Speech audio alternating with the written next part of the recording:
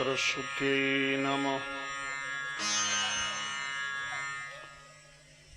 लंबोदरं परं सुंदरमेकदन्तं पीताम्बरं त्रिनयनं परमं पवित्रम् उद्यद्दिवाकरकरोज्ज्वलकायकान्तिं विघ्नेश्वरं सकलविघ्नहरं नमामि। शारदा शारदाम्भोज वदना वदनाम्बुजे सर्वदा सर्वदास्माकं सन्निधिं सन्निधिं क्रियातु। गंगातरंगरमणीयजटाकलापं गौरी निरन्तरविभूषितवामभागम् नारायणप्रियमनङ्गमदापहारम् वाराणसी सर्वमंगलमांगल्ये शिवे सर्वार्थसाधिके शरण्ये त्र्यंबके गौरी नारायणी नमोस्तुते। दुर्गे स्मृता हर्षभीतिमशेषजन्तो स्वस्थै स्मृता मतिमतीव शुभां ददासि। दारिद्र्यदुःखभयहारिणी का त्वदन्या सर्वोपकारकरणाय सदार्द्रचित्ता।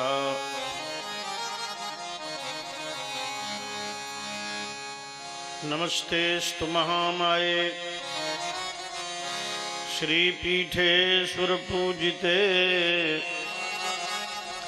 शंखचक्रगदाहस्ते महालक्ष्मी नमोस्तुते।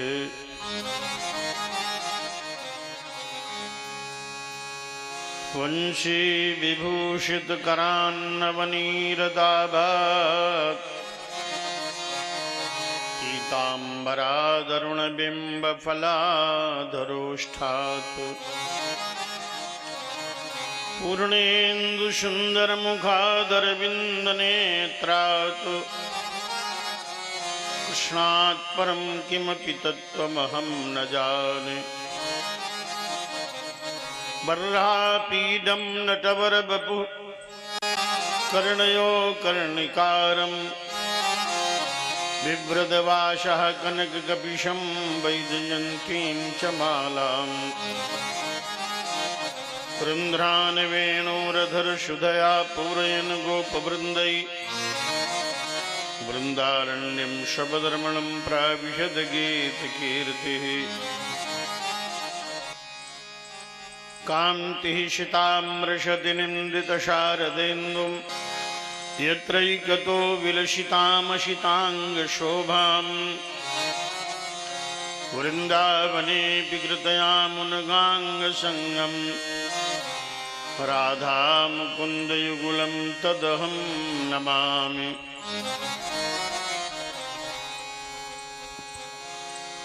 अतुलितबलधामं हेमशैलाभदेहं दनुजवनकृशानुं ज्ञानिनामग्रगण्यं सकलगुणनिधानं वानराणां धीशं रघुपतिप्रियभक्तं वातजातं नमामि। आञ्जनेयदिपाटलाननं काञ्चनाद्रिकमनीयविग्रहं पारिजाततरुमूलवासिनं भावयामि पवमाननन्दनम्।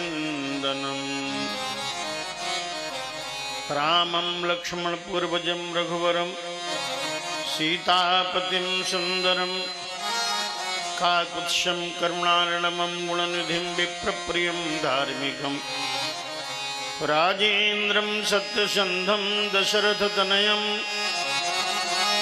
श्यामलं शान्तमूर्तिं वन्दे लोकाभिरामं रघुकुलतिलकं राघवं रामणारिं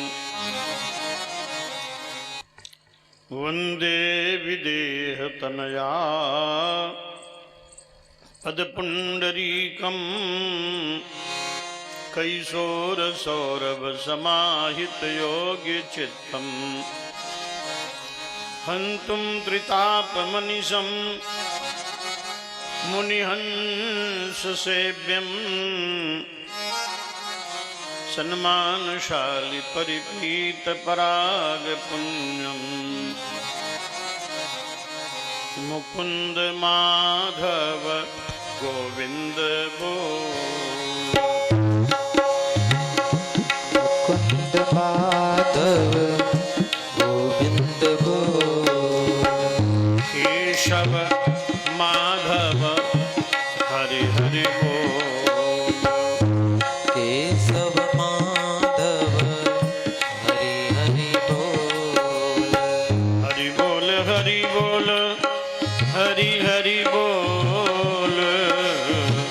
हरि बोल हरि बोल हरि हरि बोल। केशव माधव हरि हरि बोल।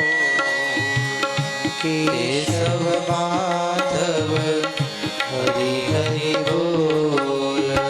मुकुंद माधव गोविंद बोल। मुकुंद माधव गोविंद बोल।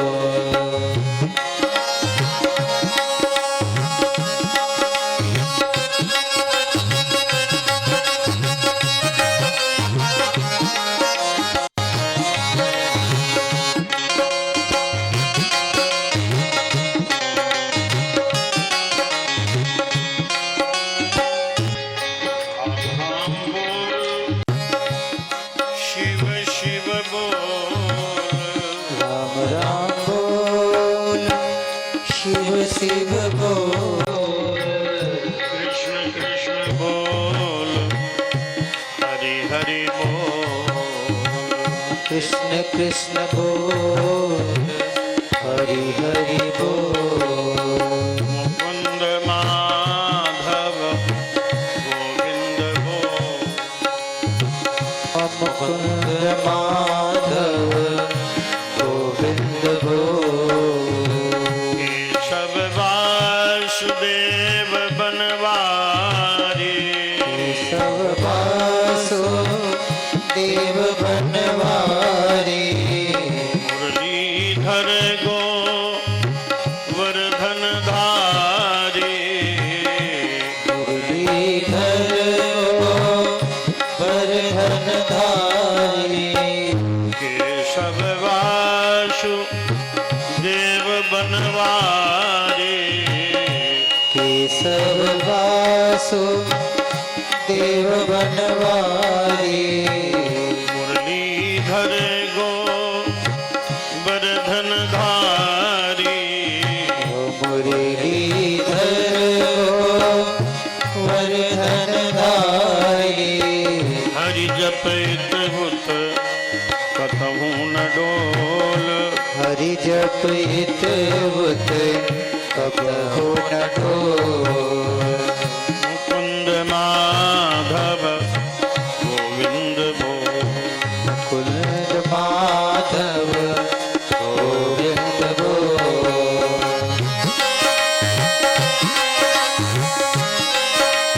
हरि बोल।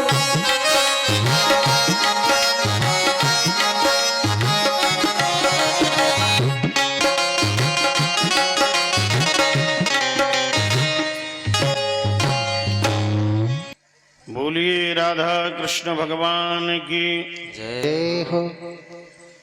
वृंदावन बिहारी लाल के जय समागत ब्रह्म स्वरूप भक्तगणों, श्रद्धामयी माताओं, बहनों, देवियों, अनंत ब्रह्मांड नायक परात्पर पूर्ण ब्रह्म हो भगवान श्री राधा कृष्ण की महती कमनीय कृपा दृष्टि से प्रोफेसर कॉलोनी, पक्का तालाब, इटावा की पवित्र धरा पर भगवान भोलेनाथ के मंदिर के निकट भक्त प्रवर चंद्रभान मिश्र, श्रीमती सीता देवी मिश्र और सपरिवार इनकी भक्ति भावना का प्रतिफल कथा कुंभ के रूप में प्रकट हुआ है। आज इस पावन परिसर में समस्त देवता, समस्त धाम विराजमान हो गए, तीर्थ विराजमान हैं, सभी देवताओं की उपस्थिति है और हनुमान जी की भावमयी उपस्थिति है। तत्रैव गंगा यमुना त्रिवेणी गोदावरी सिंधु सरस्वती च सर्वाणि तीर्थानि वसन्ति तत्र मित्राच्युतो दार कथा प्रसंगा। गंगा, यमुना, सरस्वती, तुंगभद्रा, कृष्णा, कावेरी पंचमहानदो, हरिक्षेत्र, कुरुक्षेत्र, श्रीरंग, सेतुबंध, बद्रिकाश्रम, रामेश्वरम, अयोध्या, कांची, वृंदावन, प्रयागराज सभी धाम विराजमान हैं।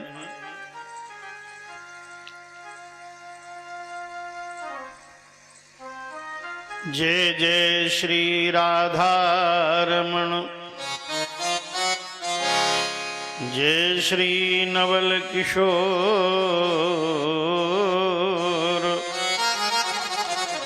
जय गोपी चित चोर प्रभु, जय जय माखन चोर। सब द्वारन को छाड़ी के मैं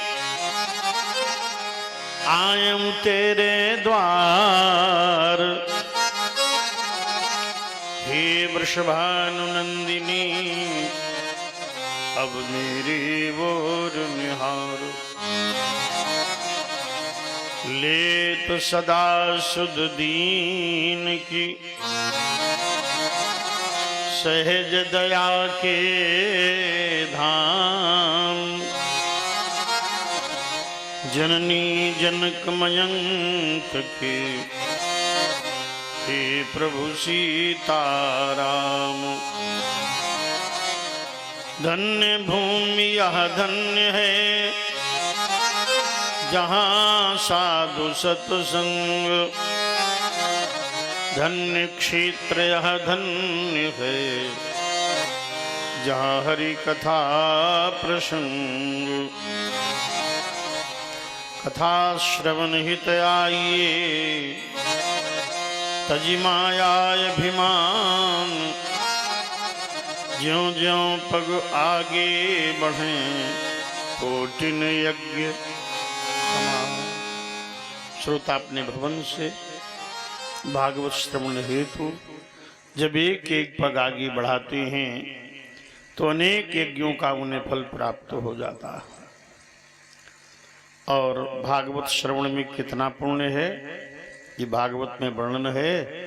अश्वमेध सहस्राणि वाजपेय शतानि च सुखशास्त्र कथायाश्च कलाम्नाभृति खोडशी। अश्वमेध सहस्राणि, हजारों अश्वमेध यज्ञ और सैकड़ों वाजपेय यज्ञ भागवत के 16वें भाग के बराबर नहीं होते। इतनी भागवत की महिमा है। साक्षात भगवान कृष्ण भागवत में विराजमान है। यत दर्शनम च विनिहन्ति अशुभानि सद्यः श्रेयस्तनोति भव दुखद वार्दितानां निशेष शेष मुख गीत कथैक पाना प्रेम प्रकाश कृतये शरणं गतोस्मि। भागवत का दर्शन सभी पापों को नष्ट करता है। ये तो दर्शनम च विनिहंति अशुभानि सद्य। जितने अशुभ हैं, अमंगल हैं, पाप हैं, दुरित हैं, ये भागवत के दर्शन मात्र से नष्ट हो जाते हैं, तुरंत नष्ट होते सद्य, उसी समय। जैसे ही दर्शन भागवत भगवान का हुआ तो सब पाप नष्ट हो जाते हैं।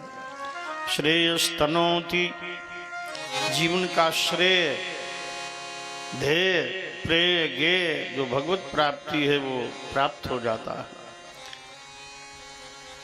और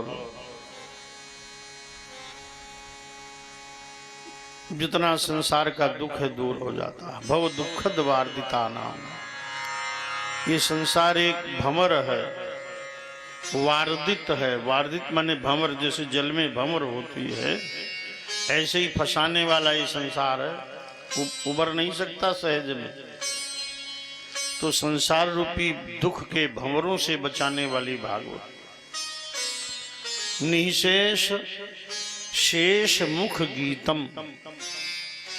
शेषनाग जी ने 1000 मुखों से भागवत कही। शेषनाग जी के कितने मुख हैं? 1000। और 1000 मुखों से भागवत कही और 1000 वर्ष कही और फिर भी शेष रह गई, फिर भी शेष रह गई। निशेष शेष मुख गीत, शेष मुख गीता निशेष। शेष के मुख से गाए जाने पर भी रह गई, शेष अनंत है। प्रेम प्रकाश, ये परमात्मा का प्रेम प्रकाश। कृतये शरणं गतोस्मि। ऐसी भागवत की शरण में जाने से ही कल्याण होगा। बोलो भागवत भगवान की। महाराज श्री नंद बाबा जी एकादशी का व्रत रखते थे। कल आपने गोवर्धन पूजा श्रवण की। आगे वर्णन करते हैं सुखदेव जी। नंद बाबा जी एकादशी का व्रत रखते थे। एकादशी का व्रत भगवान नारायण का व्रत है और बड़ा पुण्यदा है। ये निराहार रहे एकादशी में और समय का उतना आभास नहीं रहा तो ब्रह्म मुहूर्त के पहले ही यमुना स्नान करने चले गए। जैसे ही अर्धरात्रि बीती तुरंत ये चले गए यमुना स्नान करने। रात्रि में, अर्धरात्रि के वेला में नदी जल में स्नान वर्जित। तो जब ये नंद बाबा ने स्नान किया, डुबकी लगाई, रात्रि का समय था, तो वरुण के रक्षक पहरा दे रहे थे जल में। उन्होंने नंद बाबा को पकड़ लिया और ले गए वरुण लोग। सवेरे पता चला नंद बाबा का पता ही नहीं, कहाँ चले गए। बोले यमुना नहाने गए थे। भगवान कृष्ण वरुण लोक गए और जो ही वरुण लोक गए, वरुण देव ने देखा तो दंडवत की। भगवान बोले मेरे बाबा को तुम लोग यहाँ लाए, बहुत बड़ा तुमने अपराध किया। बार बार वरुण देव चरणों में गिरकर क्षमा मांग रहे। अब नंद बाबा ने देखा क्या है हमारे लाला का इतना प्रभाव कि वरुण चरणों में बार बार गिर रहा। क्षमा मांगी, पूजन किया भगवान का, बाबा का भी पूजन किया और बाबा नंद को लेकर भगवान वापस गोकुल आए। बोलो वृंदावन बिहारी लाल की जय। वृंदावन आ गए। आगे रास पंचाध्यायी का वर्णन श्री सुखदेव जी करते हैं। ये रास पंचाध्यायी भगवान का पंच प्राण है। पंच प्राण है तो भगवान का पंच प्राण रास पंचाध्यायी। भागवत भगवान कृष्ण का शरीर है। भागवत का प्रथम स्कंद भगवान का तरवा है। बड़ा प्यारा मंत्र है वेद का, भागवत का, ओम नमो भगवते वासुदेवाय। इसमें 12 अक्षर हैं, 12। एक एक अक्षर पर एक एक स्कंद की रचना हुई है। ये भागवत का मूल बीज मंत्र है। तो भागवत का प्रथम स्कंद भगवान कृष्ण का तलवा है। द्वितीय स्कंद गुल्फ है, एड़ी और घुटने के बीच का भाग। भागवत का तृतीय स्कंद भगवान कृष्ण का घुटना है।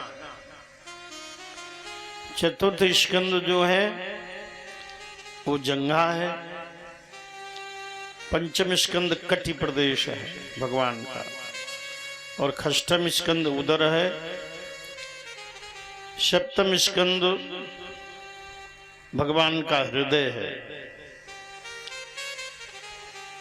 प्रहलाद की भक्त की कथा है। और अष्टम स्कंद भगवान का वक्षस्थल है। और नवम स्कंद भगवान की भुजाएं हैं। और दशम स्कंद भगवान का मुखारविंद है। ये मुखारविंद की कथा चल रही है। एकादश ललाट मस्तक है भगवान का, और 12 स्कंद मूर्धा है। मूर्धा 12 स्कंद भगवान कृष्ण का श्री विग्रह माने शरीर है। तेनेयम मांगमयी मूर्ति प्रत्यक्षा वर्तते हरि। तो शरीर है भागवत और प्राण है रासलीला की कथा। गोपी जीव है, कृष्ण ब्रह्म है। गोभिर पायते आशा गोपी। इंद्रियों से कृष्ण ब्रह्म को जो प्राप्त कर ले उसका नाम गोपी है। गोभिर पिबति कृष्ण रसम आशा गोपी। इंद्रियों से कृष्ण रस का पान करे उसका नाम गोपी। गोपायते कृष्णम निज हृदय आशा गोपी। जो कृष्ण को हृदय में छिपाए रखती उसका नाम गोपी। गोपन करती है। गोपी जीवात्मा है और कृष्ण परमात्मा है। जीवात्मा और परमात्मा की साक्षात्कार की लीला का नाम रासलीला है। महाराज सुखदेव जी वर्णन करते हैं, राजा परीक्षित एवं श्रोतागणों को संबोधित कर रहे हैं। भगवान पिता रात्रि शरदोत फुल्ल मल्लिका वीक्षरन्तुम मनश्चक्रे योग मायामुपाश्रिता। भगवान अपिता रात्रि। भगवान कृष्ण भी आज लीला करने जा रहे हैं। भगवान के आगे अपी लगाया। भगवान भी आज लीला करने जा रहे हैं। ये भगवान के पराक्रम और बड़पन का सूचक है कि भगवान होने पर भी वो लीला कर रहे हैं। गीता में कहा अजोपि शन व्यात्मा भूतानाम ईश्वरोपि शन प्रकृतिम स्वमधिष्ठाय संभवामि आत्ममाया। अजन्मा होने पर भी, प्राणी मात्र की आत्मा होने पर भी अपनी माया को अधीन बनाकर वो प्रकट होकर लीला करते हैं। तो भगवान भी आज रासलीला करने जा रहे हैं गोपी जीव के साथ। भगवान अपि ताहरात्रि ही। शरद पूर्णिमा की रात आ गई है। रात्रि एक है, लेकिन व्यास जी ने इसे बहुवचन में लिखा है। रात्रि रात्रवु रात्रि ही। रात्रि ही शब्द का प्रयोग किया है, अर्थात बहुत सी रातें। रात तो एक ही है, लेकिन लिख दिया बहुत सी रातें आ गई। अर्थात एक ही रात में बहुत सी रातें जोड़ दी महाराज भगवान ने। जैसे राम जन्म के समय एक दिन ही 1 महीना के बराबर हुआ था। मास दिवस कर दिवस भा मरम न जाने को। ऐसे ही रासलीला की जो रात है वो भगवान ने ब्रह्मरात्रि बना दी। ब्रह्मरात्रि मुपावृता 1000 चतुर्युग के बराबर विशाल कर दी रात। रासलीला की रात बराबर 1000 चतुर्युग।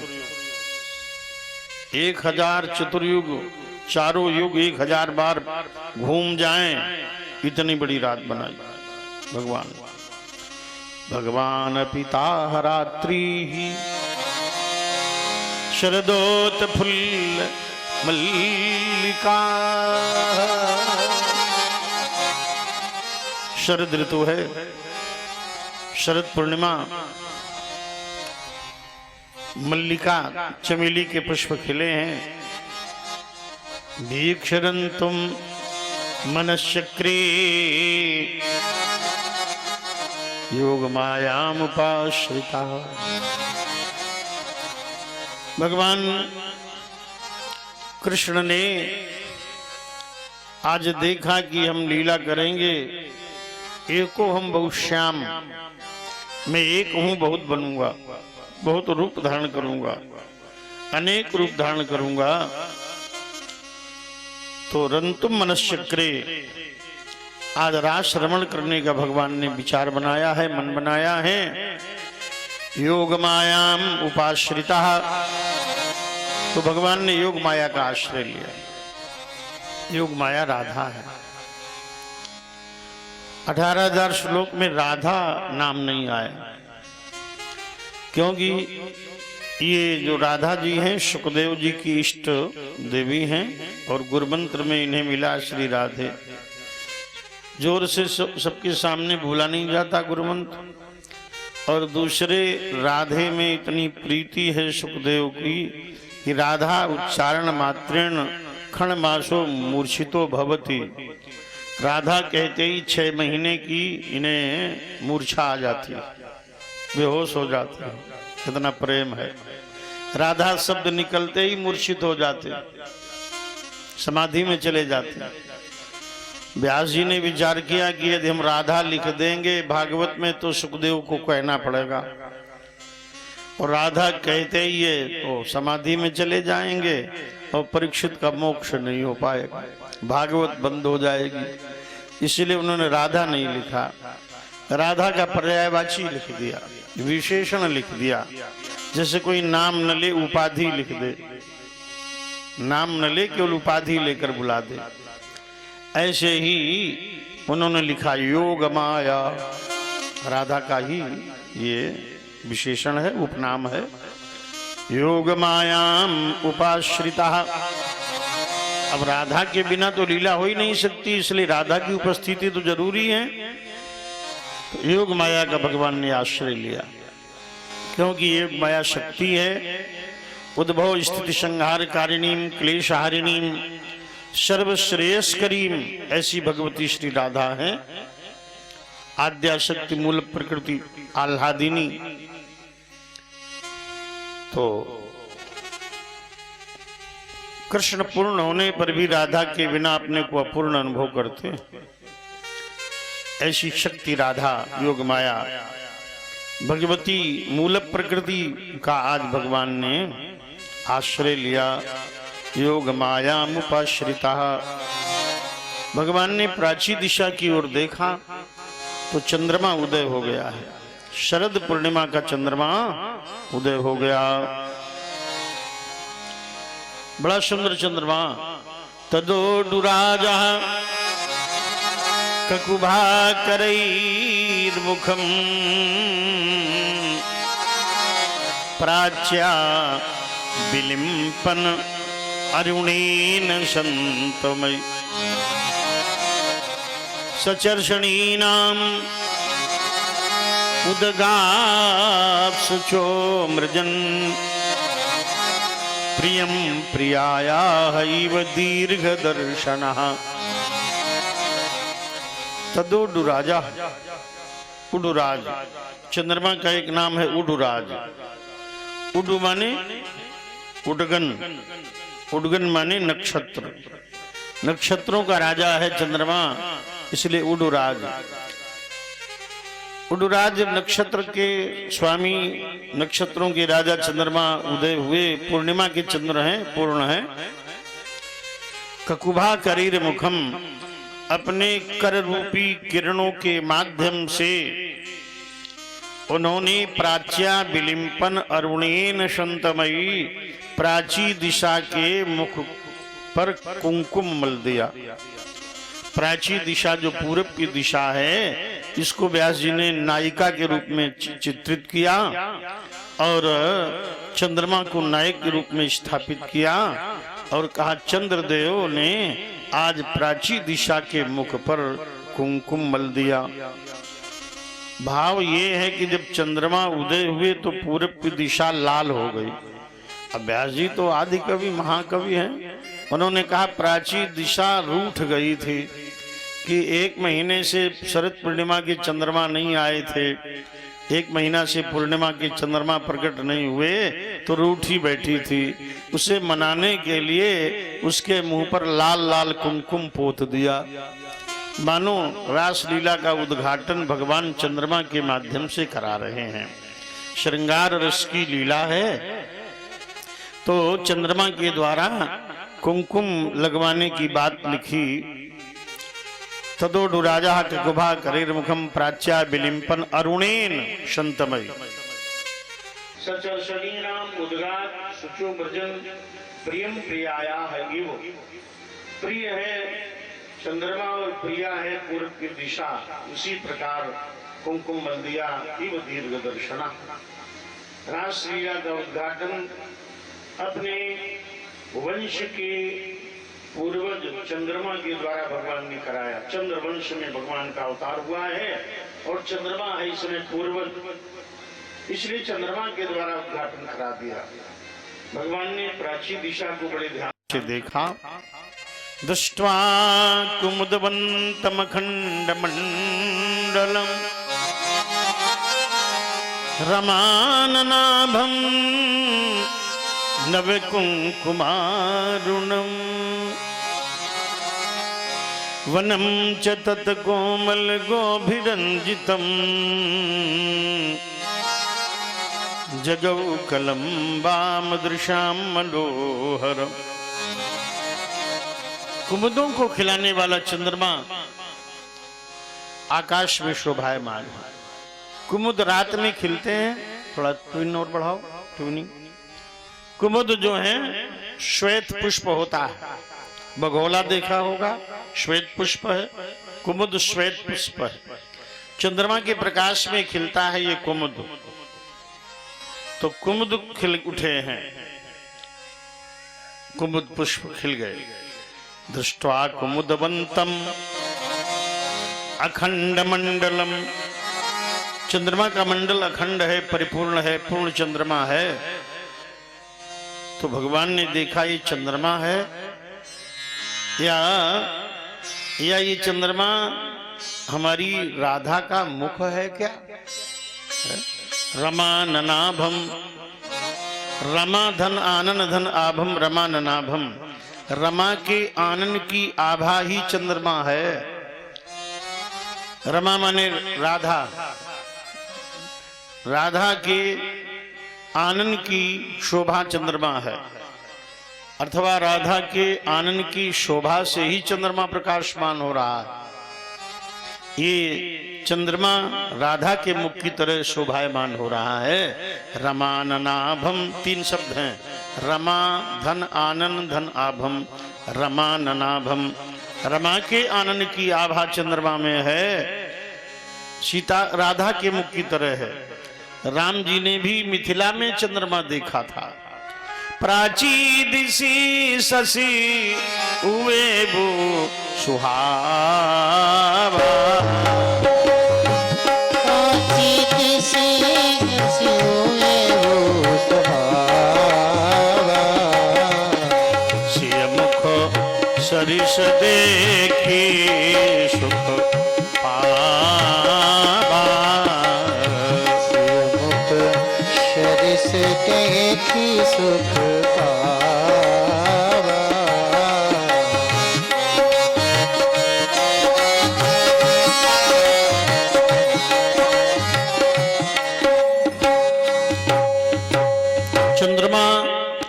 सीता के मुख की तरह भगवान को लगा। आज द्वापर में चंद्रमा राधा के मुख की तरह लगा और चंद्रमा आज अमृत बरसा रहा है। शरद पूर्णिमा का चंद्रमा वैसे भी अमृत बरसाता है। तब जानकार लोग खीर बना करके रखते हैं चंद्रमा के प्रकाश में, कि चंद्रमा के प्रकाश में ज्योत्सना में अमृत बरस जाए, आरोग्यप्रद खीर का निर्माण हो। वनम च तत कोमल गोभिरंजितम जगौ कलम्बाम दृश्याम मनोवरम। आज चंद्रमा ने अमृत बरसा दिया। ब्रज का लता पता गुल वनस्पति अमृत से सिंच गया, अमृत ही अमृत भर गया। और ऐसे समय में आज भगवान कृष्ण यमुना के तट पर खड़े हैं। यमुना के तट पर बंशी बट की छाया में गोविंद विराजमान, ललित लावण्यमयी त्रिभंगी छटा चरण पर चरण चढ़ाए हैं और वेणु वादन को तत्पर हो गए। ये मुरली सरस्वती का अवतार है। मुर माने कामना, ली माने लीन कर दे। जो संपूर्ण कामनाओं को कृष्ण में लीन करा दे उसका नाम मुरली है। मुरली बजाने को भगवान उद्यत हुए।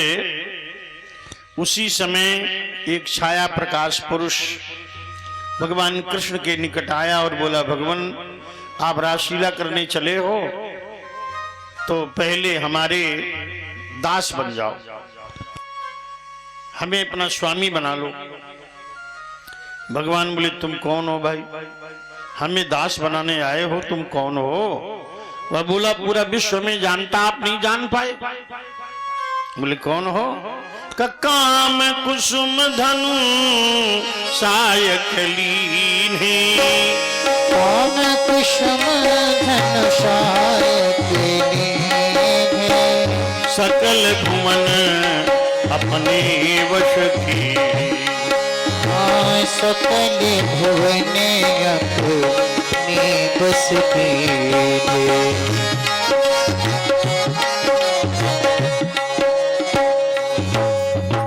मैं कामदेव हूं।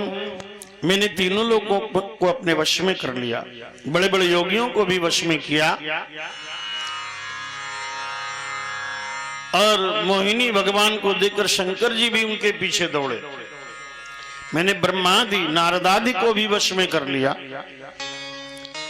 आक्रमण मैंने आप पर भी किया था। थोड़ा और मीठा बनो। आक्रमण मैंने आप पर भी किया था। बोले, कब? इको कम रखो। बोले, कब आक्रमण किया था? बोले, वहीं मिथिला में, जब आप पुष्पवाटिका में थे। कंकन किंकिन नूपुर धुनी सुनी। कंकन किंकिन नूपुर धुनी सुनी। कहत लखन सन राम हृदय गुनी। कहत लखन सन राम हृदय गुनी। मानहु मदन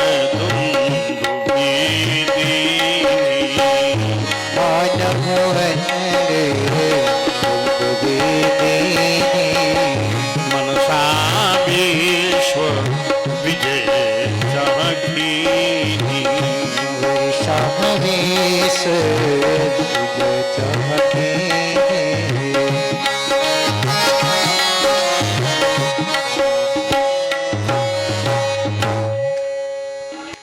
जानकी के चरणों के नूपुर बजे। भगवान कहते, लक्ष्मण ये कामदेव ही वाद्य बजा रहा और विश्व विजय करना चाहता है। मानहु मदन दुंदुभी दीन्ही मनसा विश्व विजय चाहकीनी। ये मुझे जीत कर विश्व विजयी बनना चाहता है। लेकिन प्यारे लखन, मुहि अतिशय प्रतीति मन केरी। और जही सपनों पर नारी नहेरी।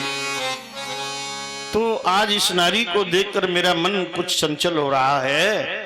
जासु बिलो की अलौकिक शोभा, सहज पुनीत मोर मन क्षोभा।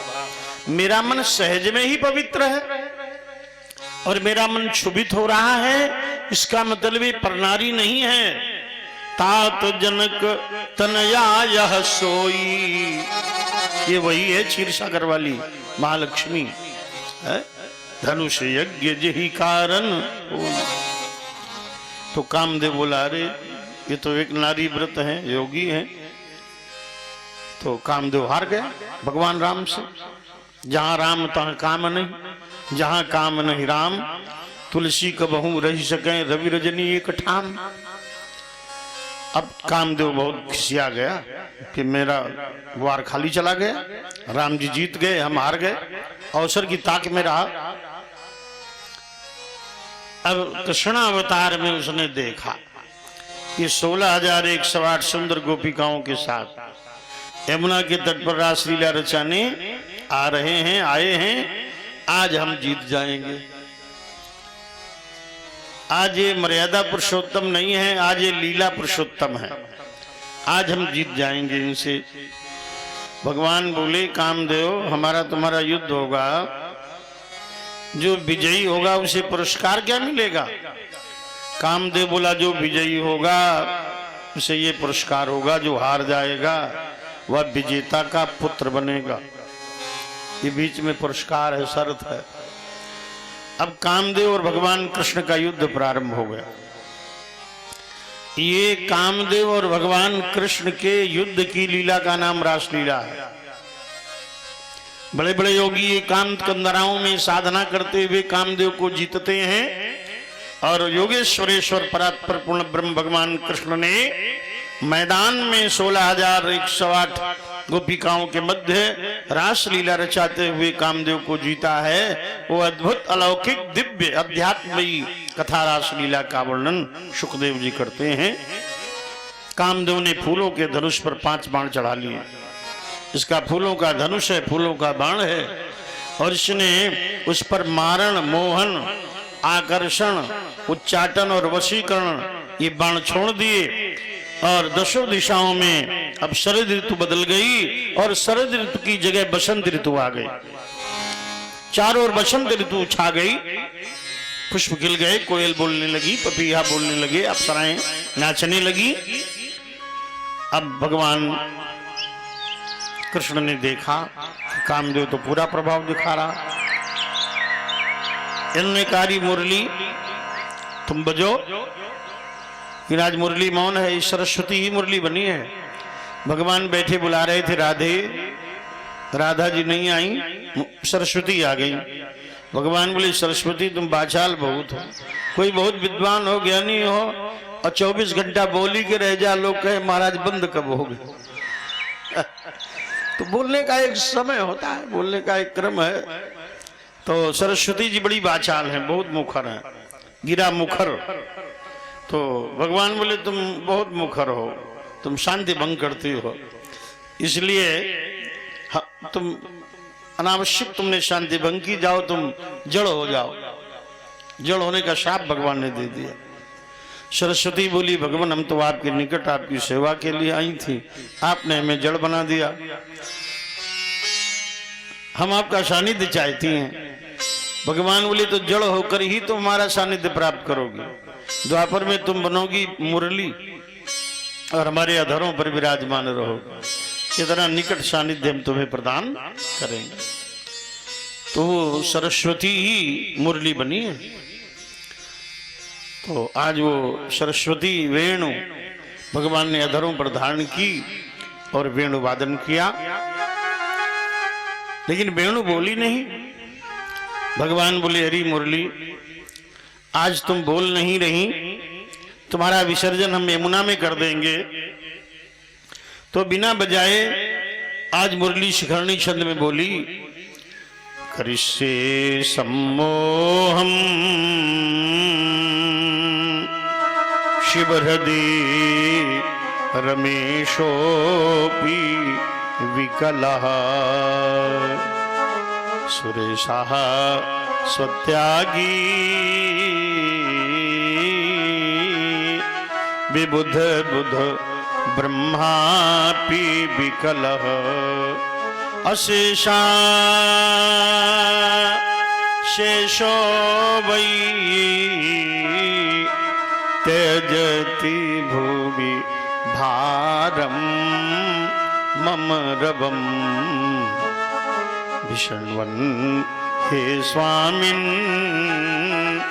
तब मधुर वाचम ददतु नः। आज मुरली बोली बिना बजाए ही कहती है शिखरणी छंद में, करिष्ये सम्मोहम शिव हृदय।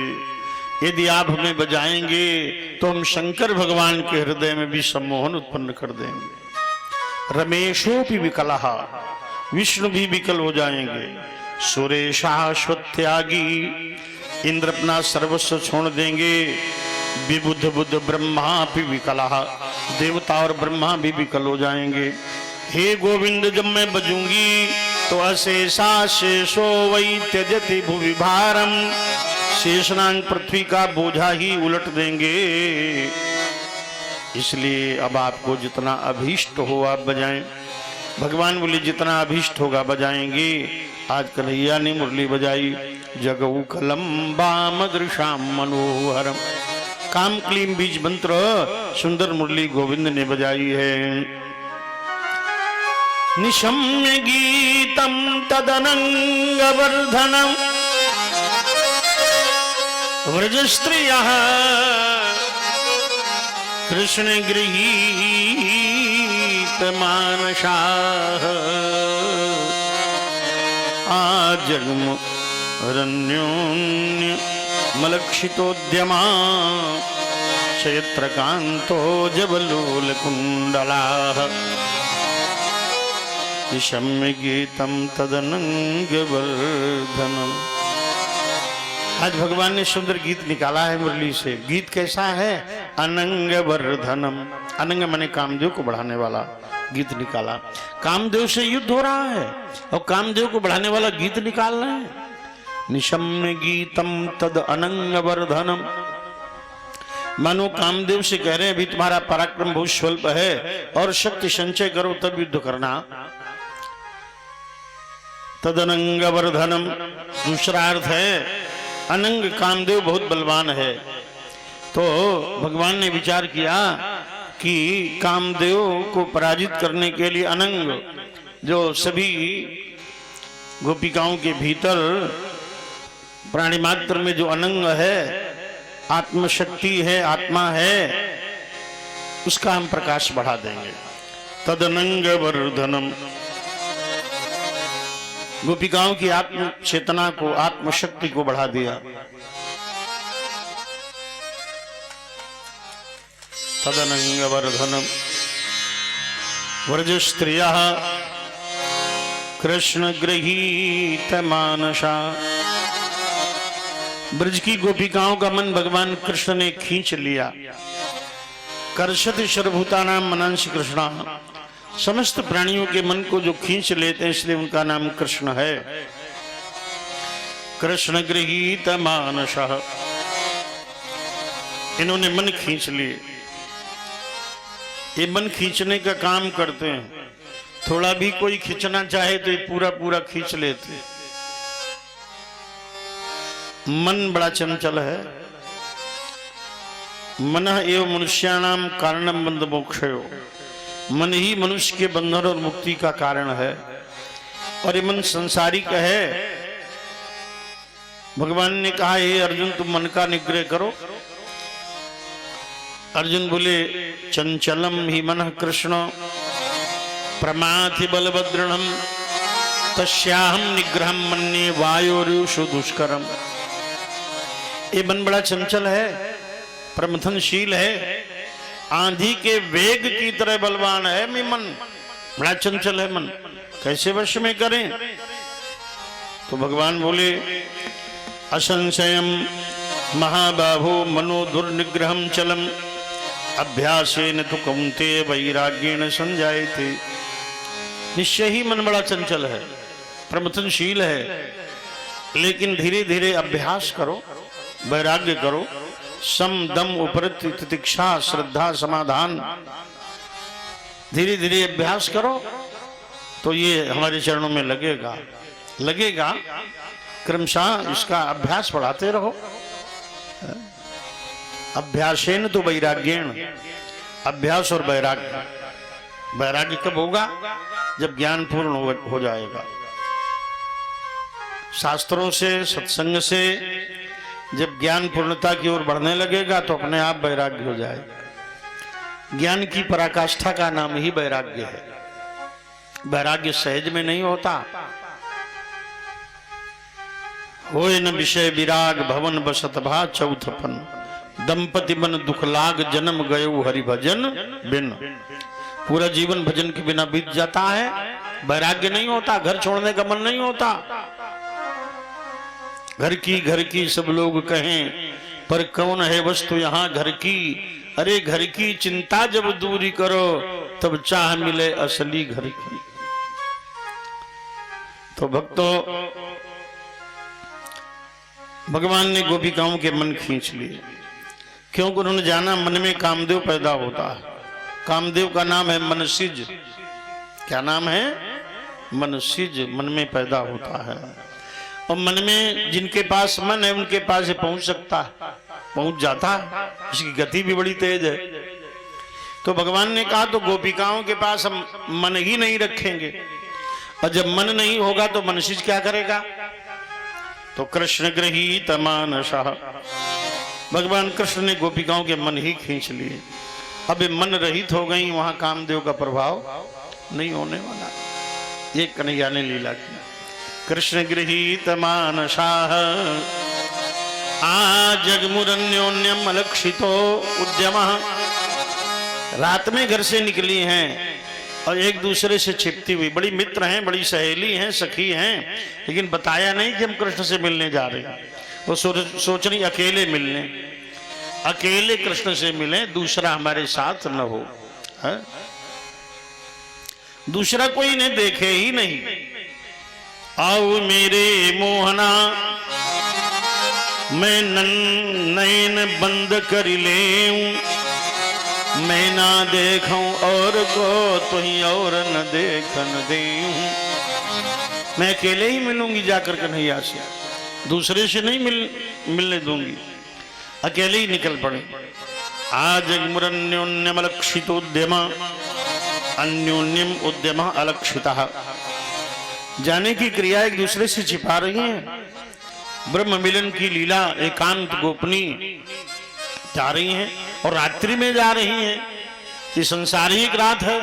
गीता में भगवान कहते हैं, या निशा सर्वभूतानाम तस्याम जागृत संयमी, यस्याम जागृत भूतानि सा निशा पश्यतो मुने।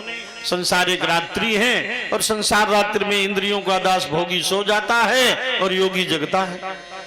मोह निशा जग सोवन हारा, और देख ही स्वप्न अनेक प्रकारा।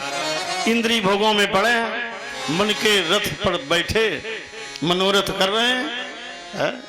जैसे सपने में रंक राजा हो जाता, राजा रंक हो जाता, सपने होए भिखारी रंक नागपति होए। ऐसे ही मन रूपी मनोरथों में बैठे हुए निद्रा देवी मोह निद्रा में सो रहे हैं, और जगने वाला जोगी है, जो परमात्मा को पाने चला है वो जोगी है। जेहि जग जामिनी जागे जोगी, परमारथी प्रपंच वियोगी। कौन जग रहा है? जाने हूं तब ही जीव जग जागा, जब सब विषय विलास विरागा। होए विवेक मोह भ्रम भागा, तब रघुनाथ चरण अनुरागा। तो भगवान के चरणों में प्रेम पैदा हो जाए तो समझो अब हम जग गए। सोने जगने का अर्थ यहाँ नींद से नहीं है। सोने जगने का अर्थ है जो इंद्रियों के वश में है वो सो रहा है, और जो भगवान को पाना चाहता है वो जग रहा है। तो ये गोपी जीव है और परमात्मा को पाने के लिए चली है, तो जोगी है, जग रही है, जा रही मिलने। संसार सो रहा है, ये जा रही है। आज मुरन्योन्यमलक्षितोद्यमा, क्षेत्र कांतो जवलोल कुंडला। वेग से जा रही, कुंडल हिल रहे हैं। और उस समय चलते हुए जाते हुए भगवान श्याम सुंदर से मिलने चली। पहले अपने अपने घर का कार्य कर रही थी, गृह कार्य में व्यस्त थी। तब तक सुनी बांसुरी, दुवंत्यो अभिययु काश्यद दोहं हित्वा समुत्सुकाः पयोधिश्रित संयावाम अनुदवास्या पराययु। गऊ में दो रही थी।